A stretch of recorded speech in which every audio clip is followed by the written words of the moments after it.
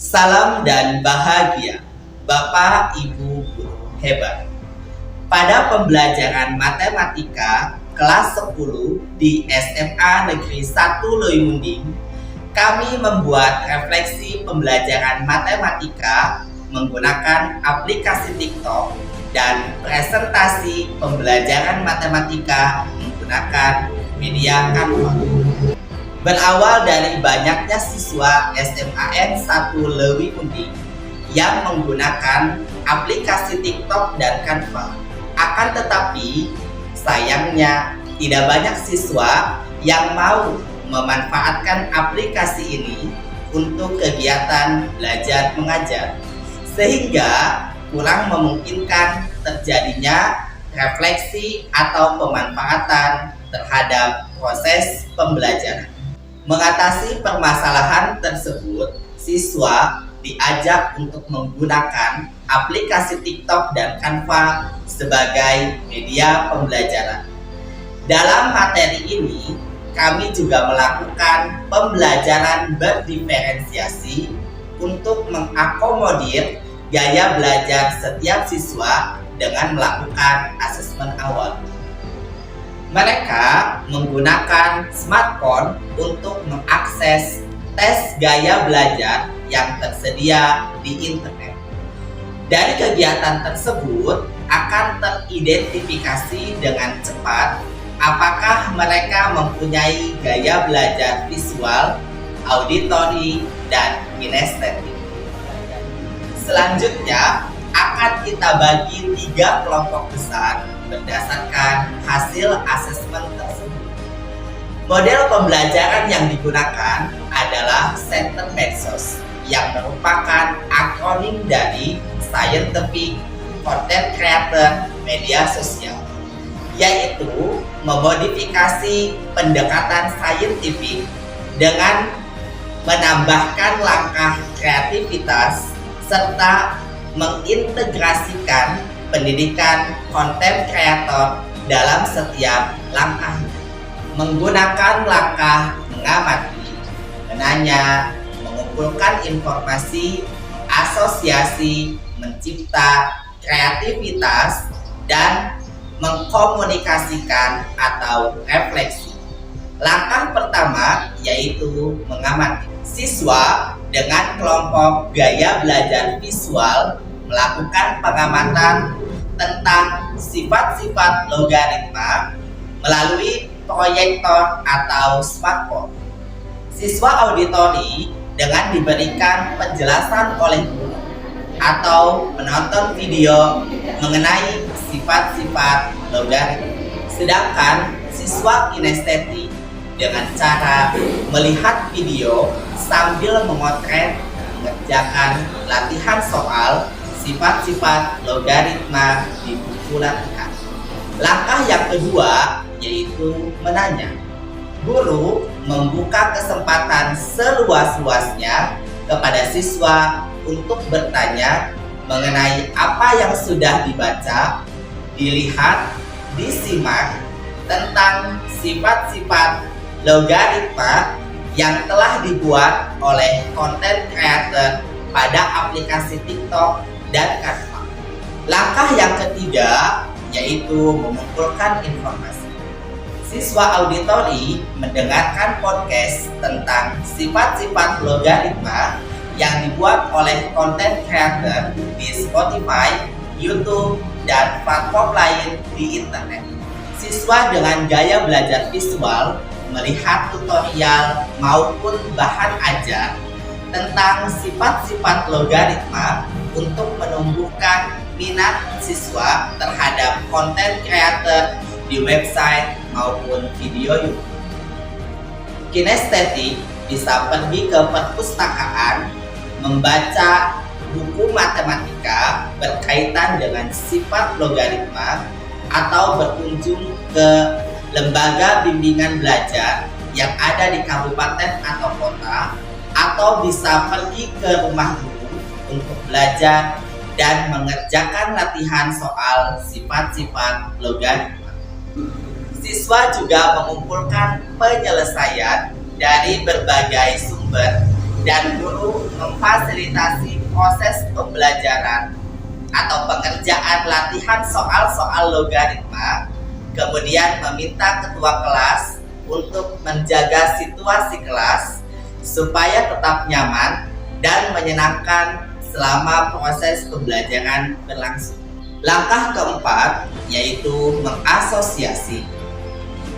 Siswa berusaha menemukan dan menghubungkan keterkaitan antara informasi yang satu dengan informasi lain. Menemukan pola dari keterkaitan informasi tersebut, kemudian dipakai untuk membuat refleksi, mengerjakan latihan soal sifat-sifat logaritma dengan menggunakan aplikasi Canva dan TikTok untuk kemudian diunggah ke sosial media.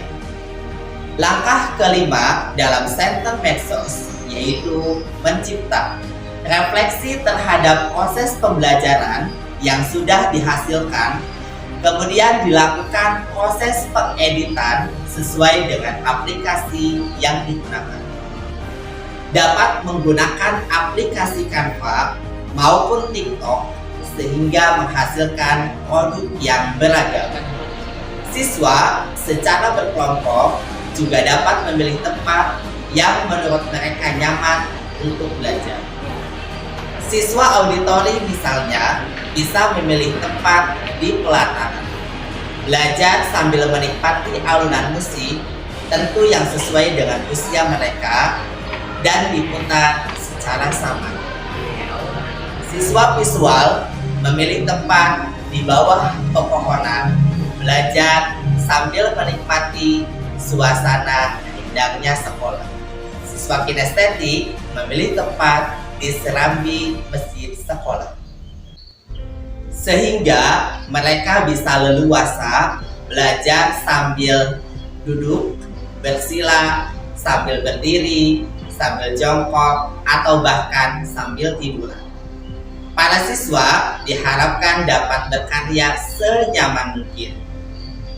Memasuki langkah ke-6, selama 1 minggu di antara pertemuan ketiga dan keempat, siswa harus berusaha mengupload hasil karya refleksi pembelajaran kepada ayah, ibu, atau orang-orang di sekitarnya secara langsung maupun secara online melalui media sosial seperti Facebook, WhatsApp, atau Instagram. Langkah ke-7, siswa mengkomunikasikan atau melakukan refleksi dengan menceritakan apa yang mereka temukan serta alami pada proses berkarya dan mengupload hasil pembelajaran. Pembelajaran berdiferensiasi pada materi ini berfokus pada 3 hal. Pertama adalah diferensiasi konten atau materi. Setiap kelompok dengan gaya belajar berbeda akan mengamati sumber belajar berbeda pula. Ketika mereka mengumpulkan informasi, maka informasi yang didapatkan juga tergantung dari setiap kelompok, apakah auditori, visual, atau kinestetik. Kedua adalah diferensiasi proses. Setiap kelompok bisa menemukan sendiri di mana mereka belajar dengan senyaman mungkin. Ketiga, diferensiasi produk. Siswa membuat refleksi pembelajaran dengan alat, bahan, serta teknik yang berbeda, sehingga hasil visual setiap karya atau refleksi pembelajaran akan berbeda menyesuaikan kesukaan masing-masing. Ada karya yang dibuat dengan menggunakan aplikasi TikTok sehingga menghasilkan video yang mengkombinasikan gerakan tubuh dengan pengetahuan yang didapat. Ada karya yang dibuat menggunakan Canva sehingga lebih variatif dan inovatif. Dengan aplikasi Canva dan TikTok membuat refleksi pembelajaran menjadi lebih variatif dan inovatif. Belajar dengan center medsos.